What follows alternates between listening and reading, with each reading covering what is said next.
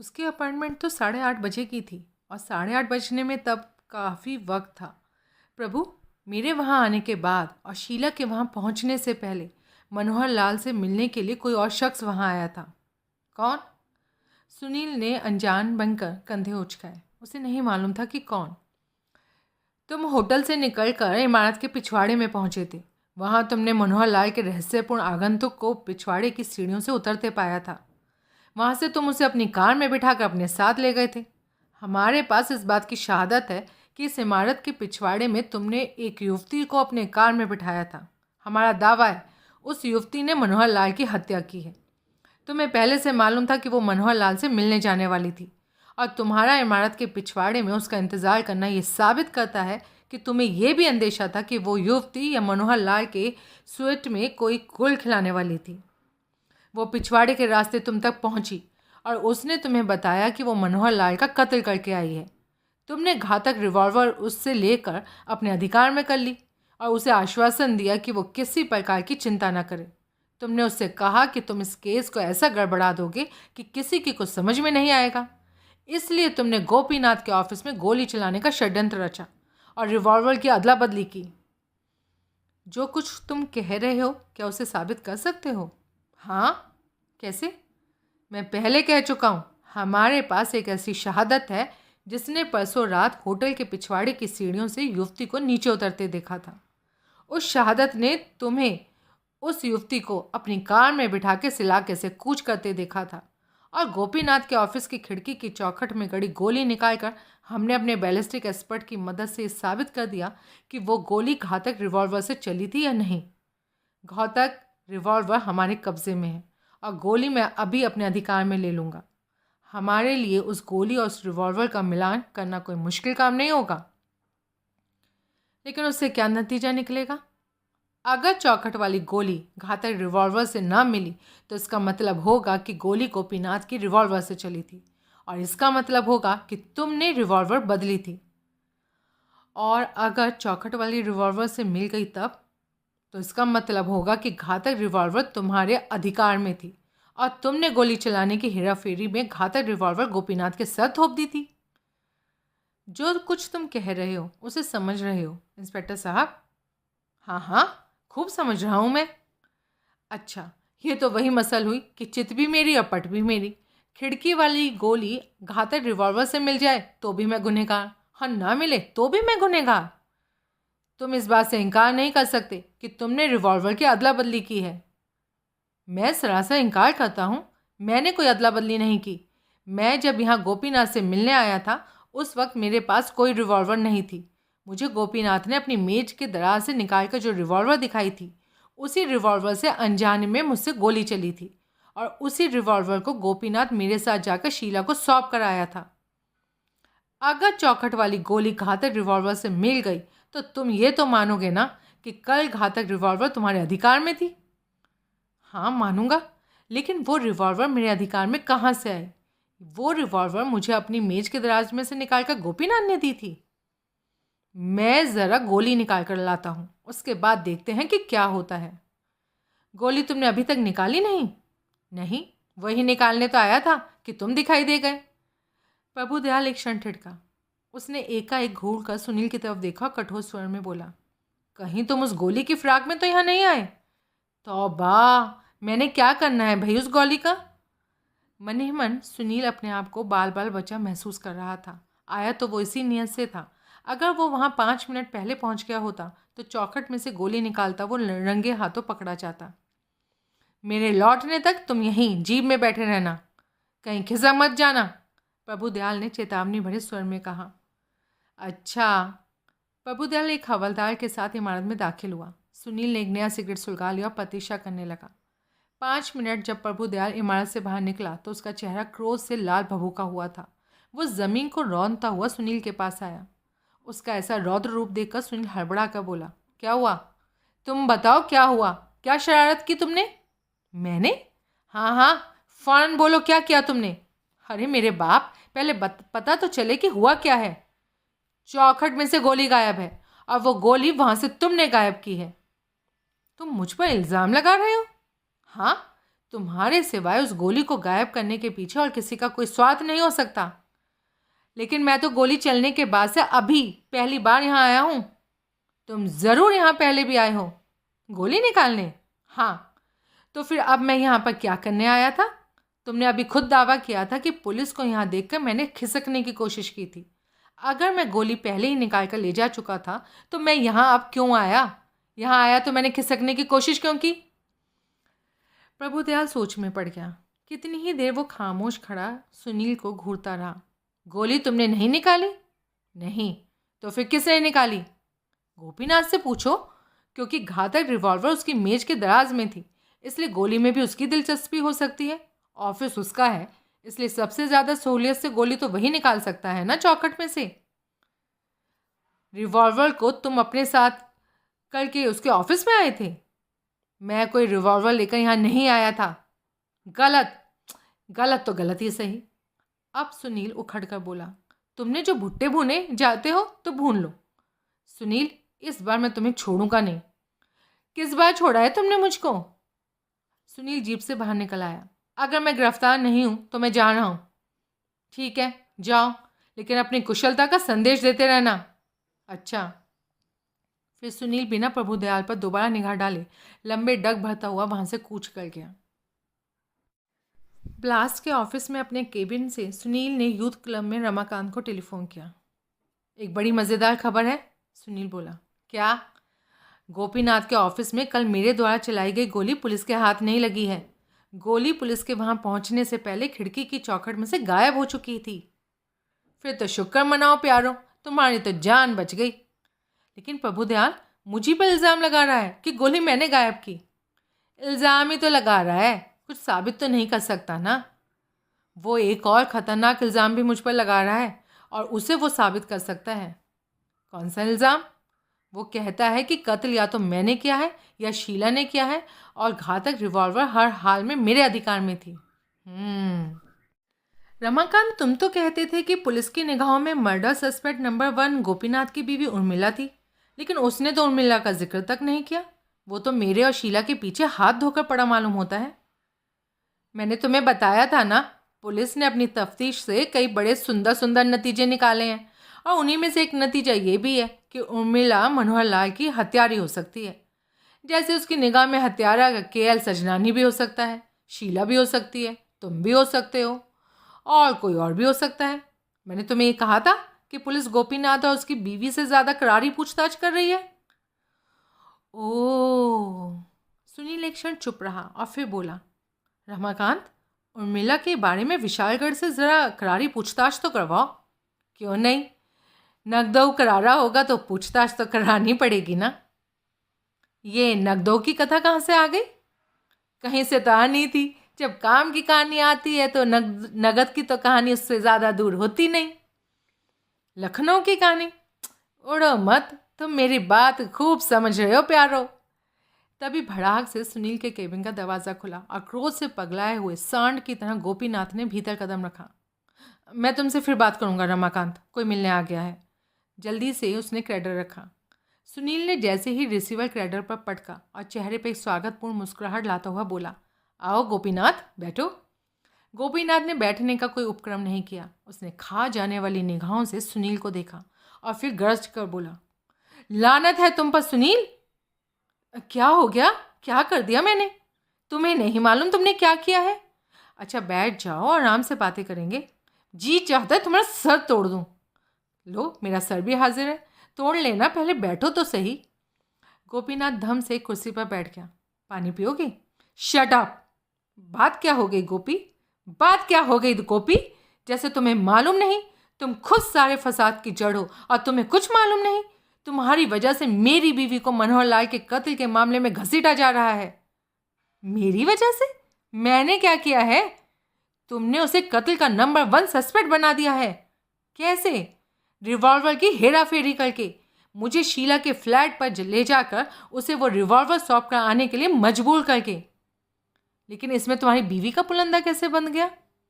उर्मिला पहले विशालगढ़ में रहती थी, मनोहर लाल भी विशालगढ़ का रहने वाला था। दोनों एक दूसरे को अच्छी तरह जानते पहचानते थे। और गोपीनाथ चुप हो गया। हाँ तो फिर? मनोहर लाल को उर्मिला की शादी की खबर थी। उसने उर्मिला को हमारी कोठी पर फ़ोन भी किया था। किस लिए? शादी की मुबारकबाद देने के लिए। और किस लिए? अच्छा, पुलिस को मनोहर लाल के होटल के स्वीट में को टेलीफोन के पास रखे एक पैड पर उर्मिला का नाम और टेलीफोन नंबर मिला है। उर्मिला की डायरी में भी मनोहर लाल का नाम और उसके होटल का टेलीफोन नंबर लिखा था। जाहिर है टेलीफोन नंबर का ये आदान प्रदान उनकी पुरानी वाकफियत की वजह से ही हुआ होगा। लेकिन पुलिस वाले, वो हरामजादे, इसका बड़ा गलत मतलब निकाल रहे हैं। अब लगा रहे हैं तो पड़े लगाते रहे। उनके पास उर्मिला के खिलाफ कोई सबूत तो नहीं है ना? गोपीनाथ ने कोई उत्तर नहीं दिया। यानी कि है। सुनील उसे गौर से देखता हुआ बोला, सुनील, मेरे ख्याल से हत्या की रात को हत्या के समय के आसपास उर्मिला घर पर नहीं थी। गोपीनाथ बहुत ही कठिन स्वर में बोल पाया, और ये बात देर सवेर पुलिस को भी मालूम हुए बिना नहीं रहेगी। अच्छा, पहले तुम ये बताओ, तुम्हें कैसे मालूम कि तुम्हारी बीवी घर पर नहीं थी? वो परसों रात को अपने बिजनेस के चक्कर में मुझे किसी से मिलने जाना पड़ गया था। उर्मिला इस बात से बड़ी नाराज़ हुई थी कि ऑफिस बंद हो जाने के बाद भी मुझे बिजनेस के झमेलों में जाना पड़ रहा है। लेकिन मैं क्या करता? जिस क्लाइंट से मेरी अपॉइंटमेंट थी वो मेरी एजेंसी का सबसे बड़ा क्लाइंट था। वो बम्बई से आया था और उसी रात उसे टोक्यो जाने वाले प्लेन पकड़ना था। मेरा उससे मिलना निहायत ज़रूरी था। अब बीवी की नाराज़गी भी जायज़ थी। हमारी नई नई शादी हुई थी। अभी वो कल राजनगर आई थी और मैंने रातों को गायब होने की भूमिका बांध दी थी। लेकिन मैं भी क्या करता, मेरी मजबूरी थी। Business is business. Yes, particularly with a Sindhi. क्या कहा? कुछ नहीं। हाँ, तो तुम आगे बढ़ो। शाहजहाँ में मैं अपने क्लाइंट से मिला। उसे दिखाने के लिए मैं अपने साथ कई विज्ञापनों का लेआउट लेकर गया था। वो लेआउट उससे पास कराने के चक्कर में मुझे वहाँ काफ़ी वक्त लग गया। मैं कोई 9:30 या 10 बजे घर लौट आया। और उस वक्त तुम्हारी बीवी घर पर थी? हाँ। और उस दौरान तुम्हारी रिवॉल्वर कहाँ थी? तुम्हारे ऑफिस की मेज से गायब? गोपीनाथ हिचकिचाया। सच बोलो गोपी, सुनील ने अब चेतावनी भरे स्वर में कहा। वो मेरे क्लाइंट से मेरी मुलाकात के दौरान तो रिवॉल्वर मेरे ऑफिस में थी, लेकिन वापसी में मैं उसे वहाँ से निकाल कर ले आया था। क्यों? क्योंकि मुझे अपने क्लाइंट से नकद 50,000 रुपये की रकम मिली थी, जो अगली सुबह मैंने कहीं पहुँचा कर आनी थी। इसे लौटती बार मैं अपने ऑफिस में से रिवॉल्वर निकाल लाया था। तो तुम्हारी बीवी के पास तो तुम्हारे ऑफिस की चाबी नहीं है ना? गोपीनाथ फिर हिचकिचाया। ओह कम ऑन, सुनील ने झुंझलाकर कहा। वो बदकिस्मती से है। यही तो रोना है। जब पुलिस को यह पता लगेगा कि हत्या के समय वो घर पर नहीं थी, तो वो ये दावा कर सकती है कि उर्मिला मेरे ऑफिस में गई, वहाँ से मेरी रिवॉल्वर निकाली, उसने मनोहर लाल का, जो कि उसे ब्लैकमेल कर रहा था, कत्ल किया, रिवॉल्वर मेरे ऑफिस में रखी और मेरे घर पहुँचने से पहले घर पहुँच गई। लेकिन तुम्हें ये कैसे मालूम है कि तुम्हारी बीवी घर पर नहीं थी? वो क्योंकि मैंने 2 बार उसे फ़ोन किया था और दोनों बार टेलीफोन की घंटी लगातार बजती रही थी। उसने फ़ोन नहीं उठाया था। शायद गलत नंबर मिल गया हो। दोनों बार?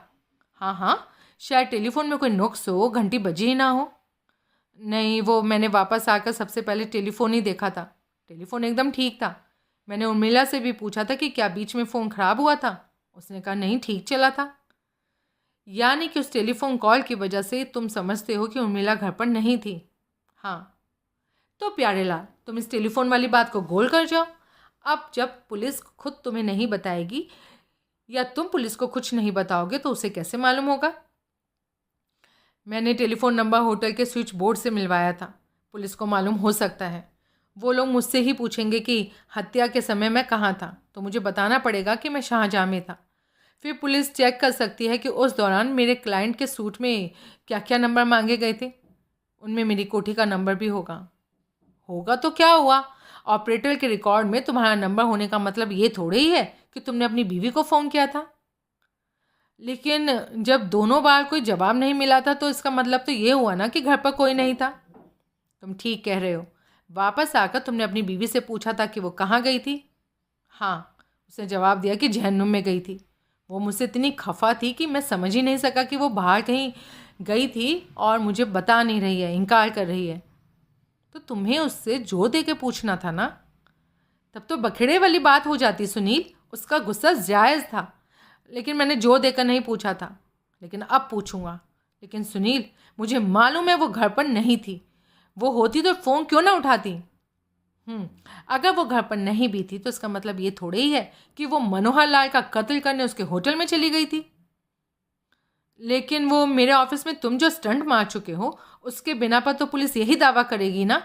पुलिस ये दावा तो कर ही रही है कि मेरे ऑफिस में जब तुमने गोली चलाई थी तो उस बाबत घातक रिवॉल्वर तुम्हारे अधिकार में थी, और ये बात सरासर मुमकिन है। लेकिन अगर पुलिस अपनी जिद पे अड़ी रही और इसी थ्योरी पर काम करती रही तो उर्मिला के लिए ज़रूर मुश्किल खड़ी हो जाएगी। तुम्हारी जानकारी के लिए पुलिस एक दावा ये भी कर रही है कि जिस रिवॉल्वर से मनोहर लाल का कत्ल हुआ है उसे मैं तुम्हारे ऑफिस में अपने साथ लेकर आया था। फिर मैंने तुम्हारी रिवॉल्वर में से एक गोली चलाई थी और बाद में पैदा हुई हड़बड़ी के माहौल में मैंने रिवॉल्वर्स बदल दी थी। यानी घातक रिवॉल्वर मैंने वापस तुम्हें सौंप दी थी। तुम्हारी रिवॉल्वर को मैंने चुपचाप अपनी जेब में डाल लिया था। पुलिस ऐसा कहती है? वह हैरानी से बोला। हाँ, लेकिन मुझे तो वो ये समझाने की कोशिश कर रहे हैं कि घातक रिवॉल्वर मेरी बीवी के पास थी। उसने चुपचाप मेरे ऑफिस का ताला खोलकर मेरी रिवॉल्वर मेरी मेज से निकाल कर उसके स्थान पर घातक रिवॉल्वर रख दी थी। वो तो कहते हैं कि सुनील, तुम्हें कैसे मालूम कि पुलिस ये दावा कर रही है कि रिवॉल्वर की गड़बड़ी तुमने फैलाई है? मुझे तो खुद इंस्पेक्टर प्रभु दयाल ने बताया है। गोपीनाथ कुछ क्षण सोचता रहा और फिर आंखें फैलाकर बोला, झूले लाल, ये तो हो सकता है कि तुमने ऐसा किया हो। बाय गॉड, तुमने ये किया है। मुझे तो पहले से ही दाल में कुछ काला लग रहा था। मेरे ऑफिस में तुमसे अनजाने में गोली तो नहीं चल सकती थी। सुनो, मान लो कि पुलिस सच कह रही है कि मैं जब कल तुम्हारे ऑफिस में आया था तो घातक रिवॉल्वर अपने साथ लेकर आया था। फिर तुमने अपनी रिवॉल्वर भी दराज से निकाल कर मुझे सौंप दी थी। गोपी, जरा सोच कर बताओ, मैंने किस रिवॉल्वर से गोली चलाई थी? उससे जो तुमने मुझे दी थी या उससे जो मैं अपने साथ लेकर आया था? तुमने मेरी रिवॉल्वर से गोली चलाई थी? गोपीनाथ बेहिचक बोला। Sure, 100% sure. तुमने उस रिवॉल्वर से गोली चलाई थी जो तुम्हें मैंने दी थी। तुम्हारे रिवॉल्वर थामने से लेकर गोली चलने तक एक क्षण के लिए भी वो रिवॉल्वर मेरी निगाहों से ओझल नहीं हुई थी। सुनील, अगर तुमने रिवॉल्वर बदली थी तो गोली चलने के बाद में बदली थी, क्योंकि तब मेरा स्टाफ झपटता हुआ भीतर आ गया था और वहाँ हड़बड़ी फैल गई थी। बाय गॉड सुनील, तुमने तभी रिवॉल्वर बदली थी। सुनील चुप रहा। देखो भाई साहब, बुरा मत मानना, लेकिन अब मैं भी इस बात पर जोर दूंगा क्योंकि उसी में उर्मिला की भलाई है।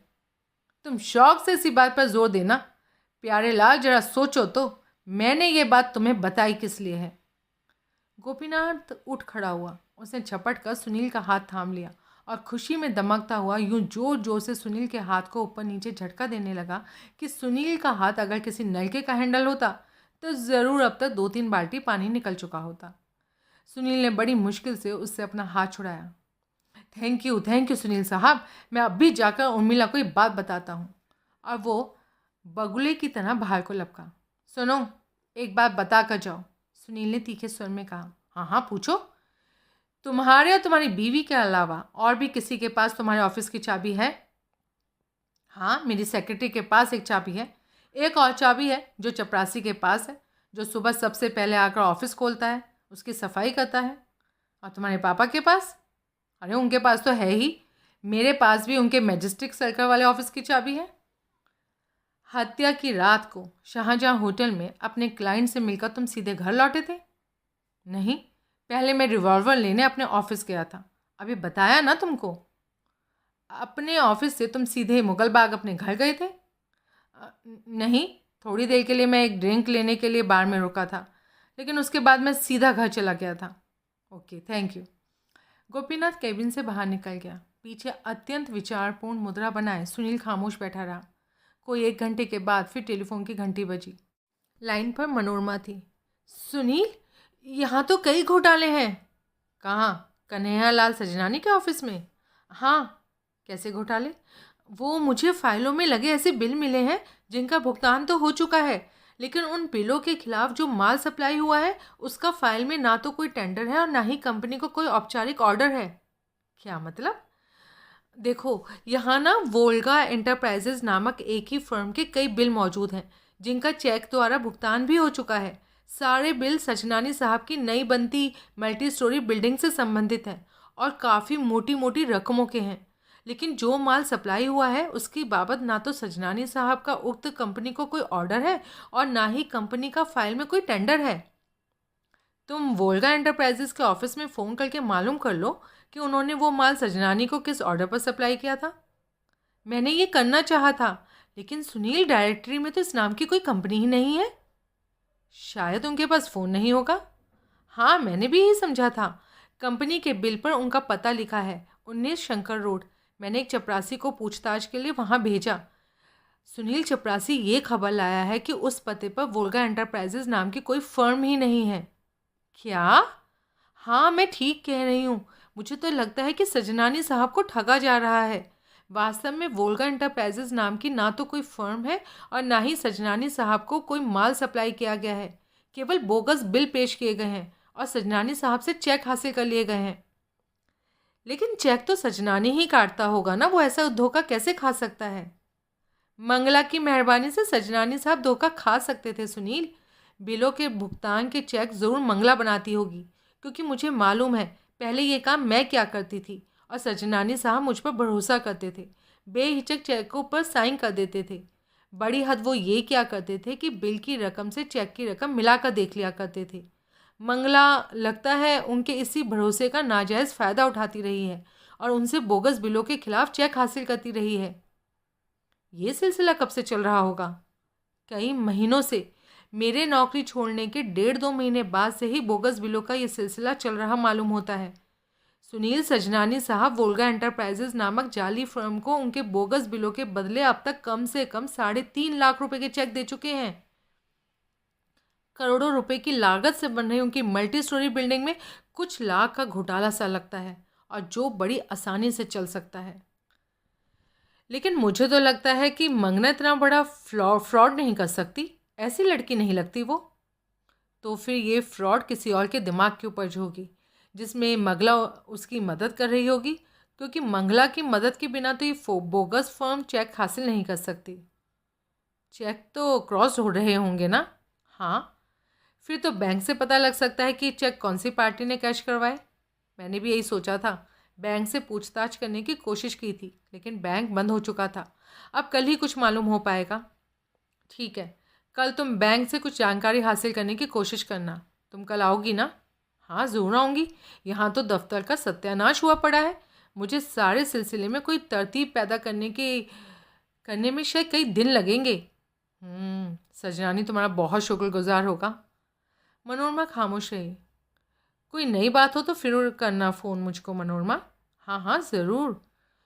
सुनील ने फ़ोन रख दिया। एक बात उसके दिमाग को बुरी तरह कचोट रही थी।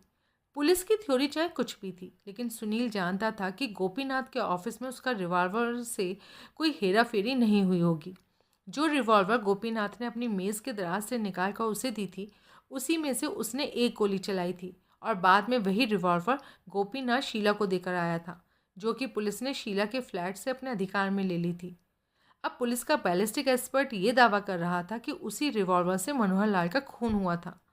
अगर ये बात सच है तो एक बड़ा अहम सवाल ये पैदा होता था कि वो घातक रिवॉल्वर गोपीनाथ की मेज़ के दरार में कैसे पहुंच गई। इस समस्या पर सजनानी ही कोई प्रकाश डाल सकता था। सुनील ने विशालगढ़ रेड्स होटल में दिलीप को फ़ोन किया। दिलीप ने उससे वादा किया कि सजनानी तक वो ये संदेशा ज़रूर पहुंचा देगा कि सुनील उससे बात करना चाहता था। सुनील ने हताश भाव से रिसीवर क्रेडर पर पटक दिया और एक नया सिगरेट सुलगा लिया। तभी अर्जुन कैबिन में दाखिल हुआ। गुरुजी, ये देखिए।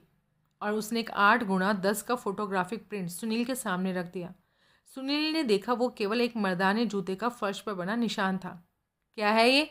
जूते का निशान? वो तो मुझे भी दिख रहा है, लेकिन तुम मुझे ये क्यों दिखा रहे हो और इतने ज़्यादा उत्तेजित क्यों हो रहे हो? ये खून से सने जूते का निशान है जो घटनास्थल पर मनोहर लाल की लाश के पास पाया गया है। पुलिस ये दावा कर रही है कि ये निशान कन्हैया लाल सजनानी के जूते का है। कैसे दावा कर रही है? गुरुजी, पुलिस का कहना है कि ये एक 450 रुपये की कीमत के जूते का निशान है, और इतना महंगा जूता राजनगर में केवल एक ही दुकान पर मिलता है। उन्होंने उस दुकान से पूछताछ करके मालूम किया है सजनानी हमेशा वही जूता पहनता था और वो जूता वो उसी दुकान से ख़रीदा करता था। लेकिन वैसा जूता पहनने वाला सारे राजनगर में सजनानी ही तो एक इकलौता आदमी नहीं होगा। ठीक कह रहे हो आप, लेकिन पुलिस का कहना है कि ये सूत्र इतना पर्याप्त ज़रूर है कि सजनानी से औपचारिक पूछताछ की जा सके, खासतौर से तब जब पुलिस को ये भी मालूम है कि हत्या की रात सजनानी भी मनोहर लाल से मिलने गया था। इसी आधार पर पुलिस ने सजनानी को अपने हिरासत में ले लिया है। क्या? और शीला ज्ञानचंदानी भी गिरफ्तार हो गई है? सुनील और भी चौंका। वो कुछ क्षण खामोश रहा। वो दोनों कहाँ हैं इस वक्त? शीला का तो मुझे कुछ पता नहीं, लेकिन सजनानी पुलिस हेडक्वार्टर्स में है। तुम सीधे पुलिस हेडक्वार्टर से यहाँ आए हो? हाँ, वहीं से तो मुझे ये फोटोग्राफर मिला। तुम्हें मेरे साथ पुलिस हेडक्वार्टर चलना है। तुम नीचे चलो, मैं फ़ोन करके आता हूँ। ओके, अर्जुन बोला। वो फ़ौरन कैबिन से बाहर निकल गया। सुनील ने यूथ क्लब का नंबर डायल किया। रमाकांत के लाइन पर आते ही वो बोला, रमाकांत, एक काम करना है फ़ौरन, और बहस मत करना क्योंकि मेरे पास वक्त नहीं है। काम तो बोलो प्यारो। 19 शंकर रोड पर वोल्गा एंटरप्राइजेज नाम की एक फर्म होनी चाहिए। तुम उसके बारे में जो जानकारी हासिल कर सकते हो करो। और मेरे ख्याल से वो एक बोगस फर्म है, इसलिए हो सके तो उस प्रिंटर को तलाश करने की कोशिश करो जिसने इस फर्म की stationery, bill book, letterhead वगैरह छापे हैं। ये काम तो बड़ा मुश्किल है। राजनगर में तो वैसे ही सैकड़ों प्रिंटिंग प्रेस है। पता नहीं उस फर्म ने अपनी स्टेशनरी कहाँ छपवाई होगी, और पता नहीं यहाँ छपवाई है या कहीं और। फिर भी कोशिश तो कर लो। ओके जी। सुनील ने रिसीवर रख दिया और फ़ौरन कैबिन से बाहर निकल गया। अर्जुन ने स्कूटर पुलिस हेडक्वार्टर की पार्किंग में ले जाकर रोका। मैं यहीं ठहरता हूँ, तुम ऊपर जाकर मालूम करो कि केएल सजनानी अभी भी यहीं है या छोड़ दिया गया है। ओके। अर्जुन इमारत में दाखिल हो गया। सुनील स्कूटर पर ही बैठा रहा। उसने एक सिगरेट सुलगा लिया और इमारत के मुख्य द्वार पर निगाह लगाए प्रतीक्षा करने लगा। 5 मिनट बाद अर्जुन वापस लौटा। सजनानी अभी अंदर ही है। गुड। भीतर कहाँ है वो इंस्पेक्टर प्रभुदयाल के कमरे में। ठीक है, तुम ऊपर ही चले जाओ। अगर वो सजनानी को छोड़ दें तो ठीक है, लेकिन अगर वो उसे लॉकअप में बंद करें तो तुम मुझे नीचे आकर खबर कर देना। तब तक आप यहीं बैठे रहेंगे? हाँ। ठीक है। अर्जुन फिर इमारत में दाखिल हो गया। सुनील ने नया सिगरेट सुलगा लिया। कोई आधे घंटे बाद सजनानी पुलिस हेडक्वार्टर की इमारत से बाहर निकला। उसके साथ साथ अर्जुन चल रहा था। अर्जुन ने सजनानी को दिखाते हुए सुनील की दिशा में संकेत किया। सजनानी लंबे डग भरता हुआ सुनील की तरफ बढ़ा। साईं, तुम यहाँ क्या कर रहे हो? नी, तुम्हारा इंतज़ार कर रहा हूँ। अच्छा, हाँ। तुम्हें कैसे खबर लगी कि मैं यहाँ हूँ? बस लग गई। बटी, यहाँ से चलो नी। सुनील स्कूटर से उतरा। उसने अर्जुन की छुट्टी कर दी और स्वयं सजनानी के साथ हो लिया। पुलिस ने छोड़ कैसे दिया तुमको? मुझे छोड़ने की मर्जी तो नहीं थी उनकी। उस इंस्पेक्टर की मेहरबानी समझो जो फ़िलहाल उसने मुझे यहाँ से चले जाने दिया। फ़िलहाल? हाँ, कल मुझे हिरासत में ले लिया जाएगा ना, और जमानत के लिए अदालत में पेश किया जाएगा। जमानत तो मेरी कल कोर्ट खुलने से पहले हो नहीं सकती थी। अब वो इंस्पेक्टर आज मुझे ना छोड़ता तो रात मुझे हवालात में काटनी पड़ती। नहीं। तुम पर चार्ज क्या लगाया है पुलिस ने?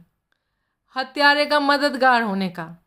तुम्हें मालूम है शीला भी गिरफ्तार हो चुकी है? हाँ मालूम है, उस इंस्पेक्टर ने मुझे बताया। सुनील, पुलिस ने उस मनोहर लाल के कत्ल के इल्ज़ाम में गिरफ्तार किया है, और बेचारी की जमानत नहीं हो सकती। साईं, उस पुटड़ी के लिए कुछ करो ना। नहीं। शीला से क्या पूछताछ की है पुलिस ने? मुझे नहीं मालूम। और तुमसे? तभी सजनानी अपनी कार के पास पहुंच गया। दोनों कार में सवार हो गए। सजनानी ने कार को स्टार्ट किया और उसे कंपाउंड से निकाल कर बाहर सड़क पर ले आया। थोड़ी देर वो खामोशी से गाड़ी चलाता रहा। फिर उसने एक स्थान पर कार को फुटपाथ के साथ लगाकर रोक दिया। वो सड़क ऐसी थी जहाँ केवल तेज़ गति वाले वाहन ही चल रहे थे, इसलिए वो बिना किसी विघ्न बाधा के यहाँ बातचीत कर सकते थे। पुलिस ने क्या पूछा था तुमसे? सुनील ने अपना प्रश्न फिर से दोहराया। नहीं, सबसे पहले उन्होंने मुझे खून से रंगे मर्दाना जूतों से फर्श पर बने निशान की तस्वीर दिखाई। पूछा वो जूते के निशान मेरे थे, तो तुमने इनकार कर दिया होता। केवल एक जूते का निशान दिखाकर वो ये साबित तो नहीं कर सकते थे कि वो जूतों का निशान तुम्हारा था। मैंने इनकार किया ना, लेकिन मेरा इनकार चल नहीं रह सका। मुझे मानना पड़ा कि वो मेरे जूते का निशान था। क्या? क्यों मानना पड़ा? क्योंकि उन्होंने मेरा वो जूता मेरे सामने पेश कर दिया था। वो जूता उन्होंने मेरी गैर हाजिरी में मेरी कोठी की तलाशी लेकर मेरे बेडरूम से हासिल किया ना। मैंने जूते को खूब धोकर वहाँ रखा, लेकिन फिर भी वो ये साबित करने में कामयाब हो गए थे कि उसके तले पर खून के निशान थे। कैसे? क्या तुमने जूते पर से खून ठीक तरह से नहीं धोया था? धोया नहीं, लेकिन पुलिस के पास कोई ऐसा तरीका होता जिससे वो फिर भी मालूम कर सकते हैं कि जूते को कभी खून लगा था कि नहीं। वो जूते के तले पर बेंजीडीन लगाते हैं, जो चमड़े के अत्यंत महीन छिद्रों में बहुत गहरे खून के कण, जो कि वैसे कतई दिखाई नहीं देते, बेंजाडीन के साथ हुई प्रक्रिया की वजह से नुमायाँ हो जाते हैं। आई सी। मेरे जूते की एड़ी एक तरफ से थोड़ी कटी हुई थी। घटनास्थल पर जो पाँव का निशान मिला था ना, उसमें एहन उसी जगह पर खून नहीं लगा दिखाई दे रहा था जहाँ से कि मेरे जूते की एड़ी का सोल कटा हुआ था। साईं, जूते के बारे में झूठ बोलना मेरे लिए नामुमकिन था। ऊपर से उन्हें यह भी मालूम था कि मैं हत्या की रात को मनोहर लाल से उसके होटल में मिलने गया था। हालांकि मैं तो अभी तक हैरान हूँ, पुलिस को ये बात कैसे मालूम हुई? भाई, तुम मशहूर आदमी हो। सेसिल मशहूर होटल है जहाँ तुम्हारी हैसियत से मेल खाते हुए बड़े लोगों का आना जाना लगा ही रहता है। तुम्हारे किसी वाकिफ़ ने शायद तुम्हें वहाँ देखा होगा। फिर वो वाकिफ़ का किसी प्रकार पुलिस को जानकारी भी दे आया होगा। ओह, बहरहाल तुमने कबूल कर लिया कि घटनास्थल पर जो खून के रंगे जूतों का निशान पाया गया था वो तुम्हारे जूतों से बना था। अब आगे बढ़ो। फिर उन्होंने तुमसे ये पूछा होगा कि तुम्हारी वजह से वो निशान वहाँ कैसे बना। नहीं, ये उन्होंने मुझसे नहीं पूछा, मुझे बताया। क्या मतलब? उन्होंने मुझे उसी जूते के निशान की रंगीन तस्वीर दिखाई। अब ये देखकर मुझे बड़ा अफसोस हुआ कि ये बात तो उनके द्वारा मुझे पहले दिखाई काली सफ़ेद तस्वीर में नहीं दिखाई दे रही थी। उस रंगीन तस्वीर में साफ नहीं तो कम से कम दिखाई तो ज़रूर दे रही थी। कैसी बात? रंगीन तस्वीर में खून से सने जूते के निशान के नीचे दबा एक जनानी सैंडल का निशान साफ झलक रहा था। ओह, पुलिस ने मुझ पे इल्ज़ाम लगाया कि मुझे मालूम था कि मनोहर लाल का कत्ल हो गया था और शीला ने वो कत्ल किया था। उन्होंने कहा कि कत्ल के बाद में घटनास्थल पर गया, वहीं मैंने लाश के पास शीला की खून से सनी सैंडल का निशान देखा और उस निशान को छुपाने के लिए और पुलिस को उलझन में डालने के लिए मैंने मनोहर लाल के उसके लाश के गिर्द बिखरे खून में अपना जूता डुबोया और उसका निशान एंड सैंडल के निशान के ऊपर बना दिया ताकि सैंडल का निशान उसके नीचे छुप जाए। तो असल में तुमने ऐसा किया था? अफसोस की बात है, मेरी होशियारी किसी काम नहीं आई। झूलेलाल। सजनानी ने गहरी सांस ली और कार की छत की तरफ देखते हुए असहाय भाव से बोला, शीला को बचाने के चक्कर में और क्या किया था तुमने? मैंने सारे फ्लैट में से उंगलियों के निशान मिटा दिए थे और पिछवाड़े के दरवाजे के हैंडल पर जानबूझकर अपना एक अंगूठे का निशान छोड़ दिया था। ये बात भी पुलिस को मालूम है? ज़रूर होगी, तभी तो उन्होंने मेरी उंगलियों के निशान लिए थे। लेकिन साईं, घटनास्थल पर मैंने जो उंगलियों के अपने अंगूठे का निशान छोड़ा था ना, उससे ये तो नहीं मालूम किया जा सकता कि वो निशान वहाँ कब बना था या ये कि फ्लैट में से उंगलियों के निशान मैंने मिटाए थे।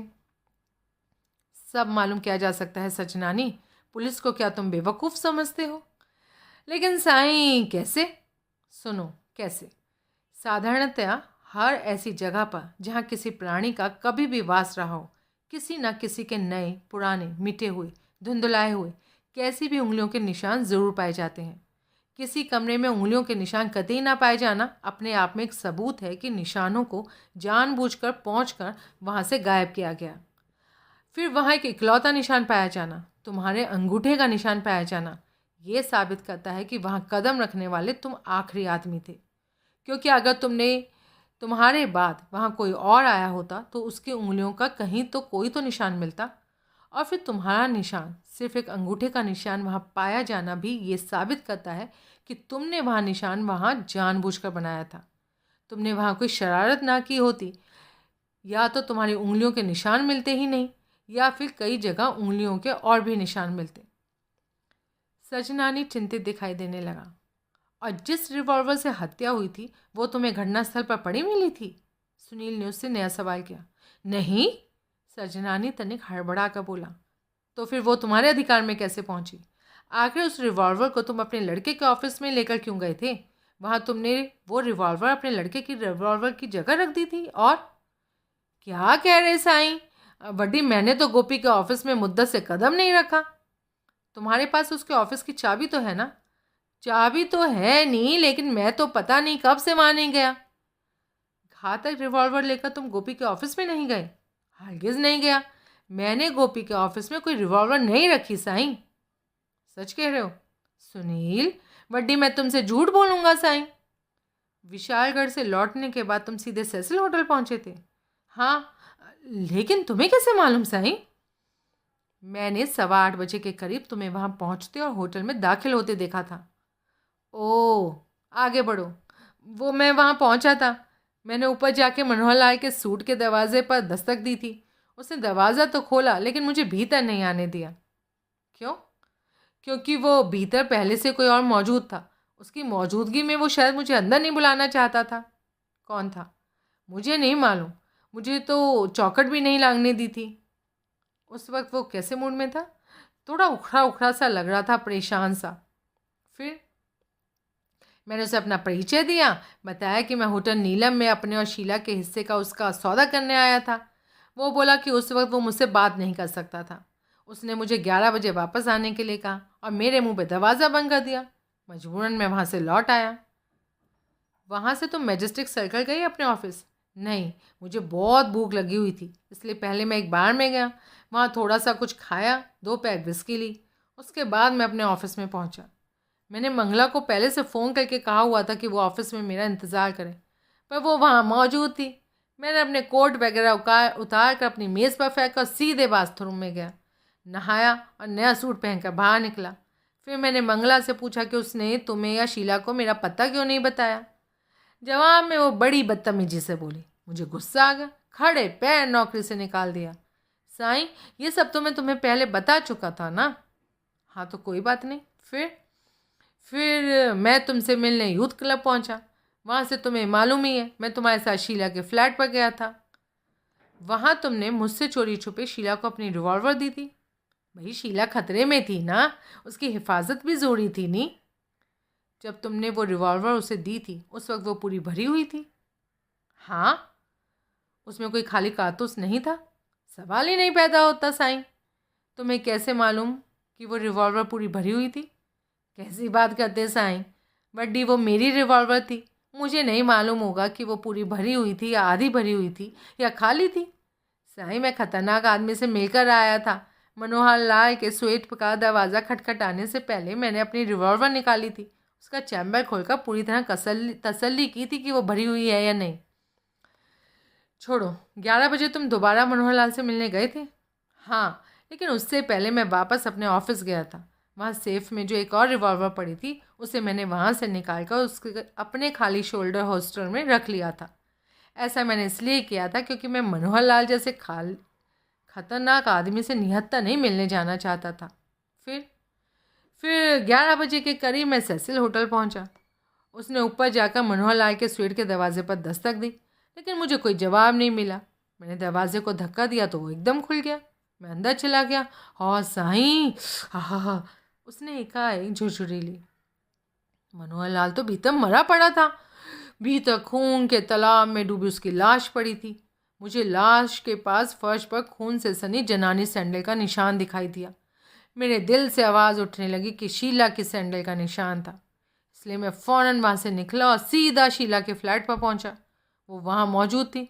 मैंने जानबूझकर उसे नहीं बताया कि मैं क्या देख कर आ रहा था। मुझे उम्मीद थी कि वो मुझे खुद बताएगी, लेकिन उसने कुछ नहीं बताया। फिर मैंने तकिए के नीचे से झांकती वो रिवॉल्वर देखी जो मैंने तुम्हारे साथ जाकर उसे दी थी। मैंने पानी लाने के बहाने से शीला को वहाँ से किचन में भेजा और तकिए के नीचे से रिवॉल्वर निकाल कर चेक किया। साईं, रिवॉल्वर की नाल से जले हुए बारूद की गंध आ रही थी और उसके चैम्बर में खाली कारतूस मौजूद था। यानी कि तुम्हारे वो रिवॉल्वर उसे सौंपने और उसके दोबारा वहाँ लौटने के बीच उसमें से एक गोली चल चुकी थी।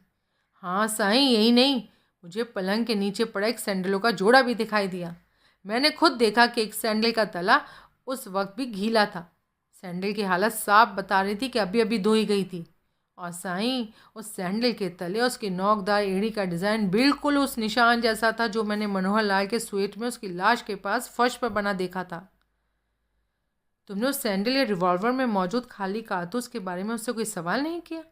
नहीं, मुझे मालूम था अपनी उस वक्त की दिमागी हालत में शीला से ऐसा कोई सवाल करना उसे खामखा परेशान करना था। और फिर मैं उससे सच बोलने की उम्मीद भी नहीं कर रहा था ना। उस बारे में कुछ पूछे जाने पर वो ज़रूर साफ झूठ बोल देती। फिर भी तुम्हें उससे पूछना चाहिए था। मैंने नहीं पूछा नहीं साईं, इसलिए भी नहीं पूछा क्योंकि मुझे वापस मनोहर लाल के सूरत में पहुंचने की जल्दी थी। साईं, मैं वहां जाके तमाम सबूत नष्ट कर देना चाहता था जो शीला के को कत्ल के इल्ज़ाम में फंसा सकते थे। इसलिए क्योंकि तुम्हें शीला से हमदर्दी थी, क्योंकि वो सिंधी है, और क्योंकि तुम्हारे लड़के ने उससे शादी ना करके उसके साथ ज़्यादती की थी। हाँ, और कोई वजह तो नहीं? फिर पूछ रहा हूँ सचनानी, ये कोई बुढ़ौती में आशिकी का चक्कर तो नहीं? तौबा मेरे साईं, शीला मेरी लड़की जैसी है, सोच लो। साईं, मैं तुम्हें पहले बता चुका हूँ, मेरा पुटरा गोपी शीला से शादी करने वाला था, लेकिन उस गधे ने उसे छोड़कर दूसरी जगह शादी कर ली। मुझे शीला अच्छी लड़की लगती थी और मैं तो उसको गोपी की बीवी के तौर पर मन ही मन स्वीकार कर चुका था। इस तरह शीला भी मुझे ससुर की निगाहों से देखने लगी थी, लेकिन मेरे पुटरे की नालायकी की वजह से शादी नहीं हुई। शीला से हमारे खानदान का कोई रिश्ता नहीं जुड़ा। लेकिन साईं, कीमतें तो भावना की होती है ना, रिश्ते की नहीं। मैं शीला को अपनी बहू मान चुका था और शीला मुझे अपना ससुर। रिश्ते पैदा नहीं हो सकते, लेकिन जो भावना पैदा हो चुकी होती है ना, वो इतनी जल्दी नहीं मरती। साईं, वो पुटरी मुसीबत में, उसकी मदद करना मुझे हर लिहाज से अपना फ़र्ज लगता है। खैर, आगे बढ़ो। मैं मनोहर लाल के स्वेट में पहुंचा। तब तक फर्श पर बना शीला के खून से सैंडल का निशान सूख चुका था।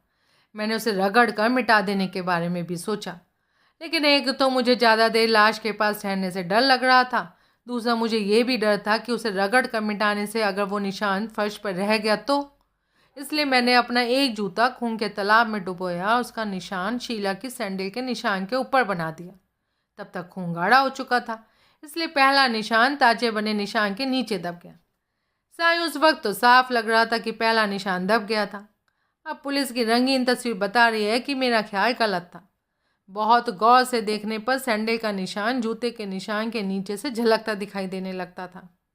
फिर मैंने सारे स्वेट में उन तमाम जगहों पर रुमाल फेरा जहाँ की शीला की उंगलियों के निशान हो सकते थे, और पिछले दरवाजे के हैंडल पर जानबूझकर अपने एक अंगूठे का निशान छोड़ा।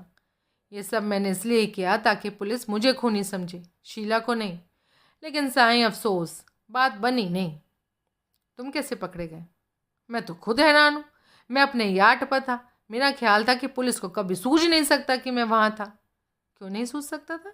जिस इंस्पेक्टर से तुम अभी निपट कर आ रहे हो ना, वो नरेंद्र अवस्थी के कत्ल के सिलसिले में तुम्हारे यार्ड का चक्कर लगा चुका है। ये वही इंस्पेक्टर था? तुम्हें नहीं मालूम? मैंने ध्यान नहीं दिया। सुनील कुछ नहीं बोला। साईं, एक बात का मुझे अफसोस है। मनोहर लाल की लाश देखने के बाद जब मैं दोबारा शीला के फ्लैट पर गया तो उस वक्त मेरी सेव वाली रिवॉल्वर मेरे पास थी। मुझे चाहिए था कि मैं उस रिवॉल्वर से वो घातक रिवॉल्वर बदल देता जो शीला ने अपने तकिए के नीचे रखी हुई थी, लेकिन मैं उस वक्त इतना बौखलाया हुआ था कि मुझे ऐसा करना सूझा नहीं। सच कह रहे हो? क्या सच कह रहा हूँ? वास्तव में तुमने वो नहीं किया जो तुम कह रहे हो कि तुम्हें करना चाहिए था। वास्तव में तुमने रिवॉल्वर नहीं बदली थी। बड़ी कसम है झूले लाल की नहीं, मैंने रिवॉल्वर नहीं बदली थी, लेकिन मुझे अगर ऐसा करना सूझ जाता तो मैं करता ज़रूर। अब क्या करना चाहते हो? ये भी कोई पूछने की बात है? साईं, किसी तरह उस पुटरी को बचाओ। लेकिन तुम तो कह रहे हो कि उसने कत्ल किया है। जब वो गुनहगार है तो मैं कैसे बचाऊं उसे? साईं, जरा ये भी तो देखो ना कि उसने किसका कत्ल किया है। उसने मनोहर लाल का कत्ल किया है, जो उसके बाप का कातिल था।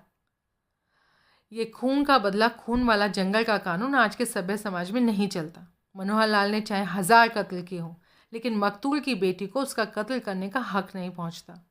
कानून की निगाह में हर जान की बराबर कीमत होती है, चाहे वो जान किसी शरीफ आदमी की हो, चाहे किसी कातिल की। लेकिन साईं, ये भी तो हो सकता है ना कि मनोहर लाल ने शीला का कत्ल करने की या उसकी इज्जत लूटने की कोशिश की हो। शीला ने आत्मरक्षा के लिए उसका खून कर दिया हो। हाँ, ये हो सकता है। तभी तो कहता हूँ कि तुम्हें शीला से पूछना चाहिए था कि असल में क्या हुआ था। वड्डी, किसी तरीके से आप पूछ लो ना साईं। अब तो वो पुलिस की हिरासत में है। फिर भी कोशिश करो ना नी। अच्छा, अब यहाँ से तो हिलो। किधर हिलूँ? यूथ क्लब चलो? अच्छा, सजनानी ने कार स्टार्ट की और उसे फिर सड़क पर दौड़ा दिया। अगले दिन कन्हैयालाल सजनानी फिर गिरफ्तार हो गया। पुलिस ने उस पर हत्यारे का मददगार होने का चार्ज लगाकर अदालत में पेश किया। सजनानी ने क्योंकि पहले से इंतज़ाम किया हुआ था, इसलिए उसकी फ़ौरन जमानत हो गई। उसने 50,000 की नकद जमानत जमा करवाई और रिहा हो गया। पुलिस ने हत्या का चार्ज लगाकर शीला ज्ञानचंदानी को भी अदालत में पेश किया और 10 दिन का रिमांड हासिल कर लिया। सजनानी की भरपूर कोशिशों के बावजूद भी उसकी जमानत नहीं हो सकी। लंच के बाद सुनील यूथ क्लब में पहुंचा और रमाकांत के पास सीधा पहुंचा। सुनील को जाकर उसे जगाना नहीं पड़ा और उसके कहर का शिकार नहीं होना पड़ा। क्या खबर है? सुनील ने पूछा। उसने अपना 4 मीनार का पैकेट निकालकर एक सिगरेट सुलगाया और ढेर सारा धुआं उगलता हुआ बोला, गोपीनाथ की नई बीवी के बारे में विशालगढ़ से 1-2 खबरें आई हैं। क्या? जो जानकारी हासिल हुई उसमें से इस बात का काफ़ी हाथ है कि उर्मिला उसका असली नाम है, और जब वो विशालगढ़ के गुलमर्ग नाइट क्लब में कैबरे करती थी तब भी उसका यही नाम था। मालूम हुआ कि वो विशालगढ़ में अकेली रहती थी। वहाँ मनोहर लाल से उसकी बहुत तगड़ी जान पहचान थी। वो उसके साथ अक्सर घूमती फिरती देखी जाती थी। ये मालूम नहीं हो सका कि सिलसिला आशिकी का था या दोनों के गठजोड़ की कोई और बुनियाद थी। वैसे मेरे ख्याल से दोनों में कारोबारी रिश्ता था। कैसे? देखो, मैं ये तुम्हें पहले ही बता चुका हूँ कि मनोहर लाल ब्लैकमेलर था। विशालगढ़ में उसका जो ठाट बाट देखे जाते हैं ना, उसे साफ मालूम पड़ता है कि कामयाब ब्लैकमेलर था। उर्मिला कैबरे डांसर थी, क्लब में पैसे वाले लोगों के संपर्क में आती थी। शायद मनोहर लाल को टिप देती हो कि किस आदमी को ब्लैकमेल किया जा सकता है, और दोनों पूर्व निर्धारित योजना पर काम करके ब्लैकमेलिंग करते हों, उसके लिए बकरा तैयार करते हों। और मनोहर लाल के ठाट बाट इस बात को जाहिर भी करते हैं कि सेसिल होटल में उसके लिए स्थायी रूप से स्वीट बुक है। जाहिर है पैसे की उसे कोई कमी नहीं थी। ब्लैकमेलिंग के अलावा उसके आय का और कोई साधन भी नहीं दिखाई देता। अगर होगा भी तो उसका रिश्ता किसी जरायम पेशा तरीके से भी हो सकता है। करेक्ट। जैसे कि मैंने तुम्हें बताया, उर्मिला और मनोहर लाल की बड़ी गाड़ी छनती थी, लेकिन शादी के बाद की अपनी मौजूदा स्थिति में उर्मिला को मनोहर लाल का जिक्र तक गवारा नहीं था। जौहरी एक प्रेस रिपोर्टर बनकर उर्मिला से मिलने गया था। जौहरी कहता है वो न केवल मनोहर लाल के संबंध में कोई बात तक करना चाहती थी, बल्कि वो तो यही चाहती है कि मनोहर लाल के कत्ल का केस किसी तरह इतना दब जाए कि प्रेस में उसकी दिलचस्पी ना रहे। उसका ये चाहना ये जाहिर करता है वो हरगिज़ नहीं चाहती कि मनोहर लाल के कत्ल के सिलसिले में उसका भी नाम घसीटा जाए। अच्छा, प्रत्यक्षता गोपीनाथ भी यही चाहता है। तुम्हारी जानकारी के लिए वो खुद आईजी से मिला है और उसे ये विश्वास दिलवाने में कामयाब हो गया कि मनोहर लाल के कत्ल से उसकी बीवी का दूर दराज का कोई रिश्ता भी नहीं है। मुझे अर्जुन ने ये बात बताई। हाँ, और तुम जानते हो वो कहता है कि शीला हत्यारी है। तुम शीला के बॉयफ्रेंड हो और शीला को बचाने के लिए अपनी जाति फ़ायदे की खातिर तुम उर्मिला को इस केस में घसीटना चाहते हो। वो आईजी को पूरी तरह ये विश्वास दिलाने में कामयाब हो गया है कि बुधवार को तुम घातक रिवॉल्वर अपने साथ लेकर उसके ऑफिस में ख़ास तौर से रिवॉल्वर की अदला बदली करने की नीयत से आए थे। तुमने वहाँ खामखां गोली चलाकर वहाँ आपाधापी का माहौल पैदा कर दिया और फिर उसी आपाधापी के माहौल में उसे घातक रिवॉल्वर थमा दी थी और स्वयं उसकी रिवॉल्वर लेकर उड़े थे, ताकि बाद में जब ये मालूम हो कि वो रिवॉल्वर गोपीनाथ के अधिकार में थी तो वही घातक रिवॉल्वर थी, तो ये समझा जाए कि रिवॉल्वर की हेराफेरी उसकी बीवी ने की थी क्योंकि वो कातिल थी। मैंने रिवॉल्वर नहीं बदली थी। मैं गोपीनाथ के ऑफिस में अपने साथ कोई भी गन लेकर नहीं गया था। लेकिन अब वो तो यही कहता है कि तुमने बदली थी ना। वो अपनी बात साबित नहीं कर सकता। जानता है, इसलिए तो वो बनाया हुआ है। लेकिन फिर भी सुनने में आया है वो आईजी को ये विश्वास दिलाने में कामयाब हो गया कि सारी शरारत तुम्हारी है। आईजी ने उसे आश्वासन दिया है इस बात की पूरी कोशिश की जाएगी कि उर्मिला का नाम केस से दूर रखा जाए। अच्छा, वो वोल्गा एंटरप्राइजेस के बारे में कुछ पता लगा? इस नाम का कोई ऑफिस शंकर रोड की 19 नंबर इमारत में है ही नहीं, लेकिन वोल्गा एंटरप्राइजेस की डाक वहीं डिलीवर होती है। कैसे? किसी आदमी ने वहाँ एक कमरा किराए पर लिया हुआ है और पोस्टमैन को रिश्वत वगैरह देकर साटा हुआ है। वो आदमी सिर्फ डाक आने के वक्त ही वहाँ आता है। ये मालूम नहीं हो सका कि वो आदमी कौन है, लेकिन उसके बारे में और जानकारी हासिल करने की कोशिश जारी है। अच्छा, तो उस प्रिंटर का पता लगा जिसने वोल्गा एंटरप्राइजेस की स्टेशनरी छापी है? हद है यार, तुम तो चाहते हो कि करिश्मा हो जाए। भाई साहब, बड़ा फसादी काम है, टाइम लग जाता है। लेकिन तुम पूछताछ तो करवा रहे हो ना? करवा रहा हूँ। कोई तेज़ रफ्तार नतीजा हासिल करना चाहते हो तो नगद वगैरह कुछ निकालो। नहीं, यही रफ्तार ठीक है। मर गई ना बेबे। बेबे क्या होती है? बेबे उस शय को कहते हैं जो नगद का नाम सुनते ही मर जाती है। अच्छा, चलो छोड़ो। नगद की बात आई तो फरमा दिया, चलो छोड़ो। अब जाने भी दो ना यार, कोई और बात हो तो बताओ। क्या बताऊं? शीला ने पुलिस को कोई बयान दिया है? गिरफ्तारी के बाद शुरू में उसने एक बार, सिर्फ एक बार ये कहा था कि उसने मनोहर लाल को गोली नहीं मारी थी। वो निर्दोष है, उसने कोई अपराध नहीं किया। पुलिस ने उसे जिरहा करने की कोशिश की थी तो उसने एकदम से चुप्पी साध ली। अब मौजूदा स्थिति ये है कि वो पुलिस के किसी भी सवाल का जवाब देने को तैयार नहीं है। उसने पुलिस को ये तो बताया होगा ना कि उसके पास रिवॉल्वर कहाँ से आई? उसने कहा कि रिवॉल्वर उसे सजनानी ने दी थी। कौन सा सजनानी, बाप या बेटा? अब ये पुलिस ने उससे पूछा था, उसने नहीं बताया। उसने रिवॉल्वर में मौजूद खाली कारतूस के बारे में क्या कहा? यही, वो नहीं जानती उसके बारे में कुछ भी। उसने रिवॉल्वर को खोलकर भीतर नहीं झांका। रिवॉल्वर उसे जिस हालत में दी गई थी उसी हालत में तब भी थी जब पुलिस ने अपने अधिकार में किया। यानी अगर रिवॉल्वर में कोई खाली कारतूस था तो वो तब भी था जब वो रिवॉल्वर उसे सौंपी गई थी। पुलिस ने उसके फ्लैट में उसके सैंडल्स बरामद किए? किए। उस सैंडल की सोल और एड़ी बिल्कुल वैसी है जैसे कि निशान घटनास्थल पर सजनानी के जूतों के निशान के नीचे पाया गया था।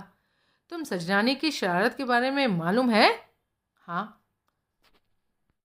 पुलिस ने शीला की सैंडल को लेबोरेटरी में टेस्ट करने के भेजा और साबित कर दिया कि उस सैंडल को खून लगा था जो उसने मनोहर लाल के स्वीट के बाथरूम में जाकर वहाँ लगे वॉश बेसिन में धोया था। पुलिस को उस वॉश बेसिन में खून के निशान मिले हैं। उन्हें वहाँ पड़ा एक तौलिया भी मिला जिससे कि शीला ने अपनी धुली हुई सैंडल को रगड़ कर पहुँचा था। सैंडल का सोल रबड़ का था। उस पर तौलिया रगड़ने की वजह से रबड़ के कुछ रेशे तौलिया पर आ लगे थे। पुलिस ने अपनी लेबोरेटरी में यह भी साबित कर दिया कि जिस रबड़ के रेशे खून के निशानों के साथ तौलिए पर चिपके हुए थे ना, उस पर शीला की सैंडल का तला बना हुआ था। सत्यानाश! फॉरेंसिक साइंस ने भारत में बहुत तरक्की कर ली भाई साहब। पुलिस को यह भी मालूम है कि सैंडल के निशान के ऊपर जूते का निशान कितने अरसे बाद बनाया गया था। हाँ, कोई 2.5-3 घंटे बाद। कैसे मालूम? जूते का निशान जिस खून से बना था वो बहुत गाढ़ा था और जमने की हालत में पहुंच चुका था। काफ़ी देर हवा लगती रहने की वजह से उसकी रंगत भी बदल गई थी। पुलिस के एक्सपर्ट का कहना है खून जिस्म से बाहर आने के 2 या 3 मिनट बाद ही गाढ़ा होने लगता है। लाश के आसपास बिखरा खून मर्दाने जूते का निशान बनने के समय गाढ़ेपन की जिस स्टेज पर पहुंच चुका था ना, उससे एक्सपर्ट ने यह अनुमान लगाया कि सैंडल के निशान के ऊपर जूते का निशान कोई 2.5-3 घंटे बाद बना था। तुमको भी ये कैसे पता चला कि 2.5-3 घंटे बाद बना था? मुझे क्या, सबको पता है। पुलिस इस बारे में कोई सीक्रेट थोड़ी रख रही है। डीआईजी ने खुद प्रेस कॉन्फ्रेंस बुलाकर प्रेस को ये बताया है। अच्छे प्रेस रिपोर्टर